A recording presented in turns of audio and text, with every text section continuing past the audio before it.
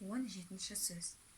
Қайрат, ақыл, жүрек үшеуі өнерлерін айтысып таласып келіп, ғылымға жүгініпті. Қайрат айтты: ғылым, өзің білесің ғой, менсіз дүниеде еш нәрсе кәмелетке жетпейтұғынын. Әуел өзіңді білуге ерінбей жалықпай үйрену керек. Ол менің ісім. Құдайға лайықты ғибадат қылып, ерінбей жалықпай орнына келтірмек те менің ісім. Дүниеге лайықты өнер мал тауып, абыр мансапты еңбексіз табуға болмайды. Болымсыз, орынсыз нәрсеге үйір қылмай, бойды таза сақтайтұғын. Күнәкарліктен, көрсе қызар жеңілдіктен, нәпсі шайтанның азғыруынан құтқаратұғын.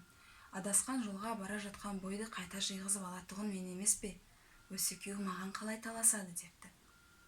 Ақыл айтты: не дүниеге, не ақыретке, не пайдалы, не залалды болса білетұғын мен. Сенің сөзіңді ұғатұғын мен. Менсіз пайданы ізде алмайды екен, залалдан қаша алмайды екен, ғылымды ұғып үйрене алмайды екен. Осы екеуі маған қалай таласады? Менсіз өздері неге жарайды, депті. Онан соң жүрек айтты: адамның денесінің патшасы мен. Қан менен тарайды, жан менде мекен қылады.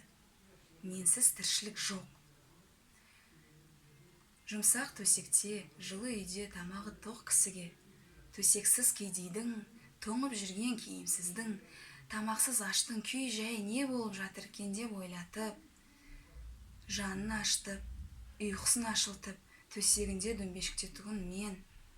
Үлкеннен ұят сақтап, кішіге рақым қылдыратын мен. Бірақ мені таза сақтай алмайды. Ақырында қор боламын.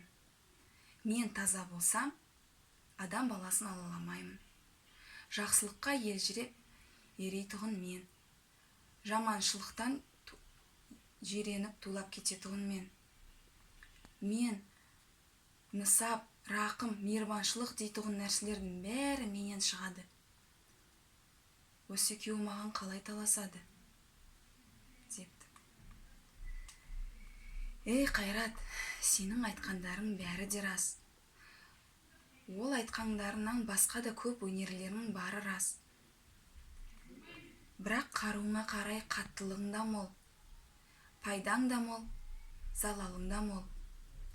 Кейде жақсылықты берік ұстап, кейде жамандықты берік ұстап кетесің. Соның жаман, депті. Ақыл, сенің айтқандарың бәрі де рас. Сенсіз еш нәрсе табылмайтұғын да рас. Бірақ соны менен тұрмайсың. Амал да, айла да сенен шығады.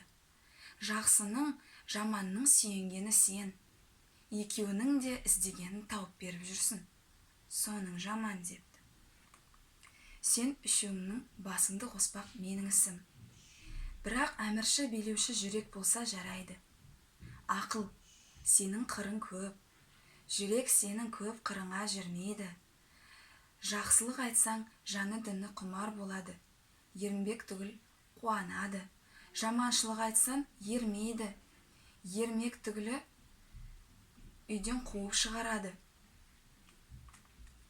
Қайрат, сенің қаруың көп.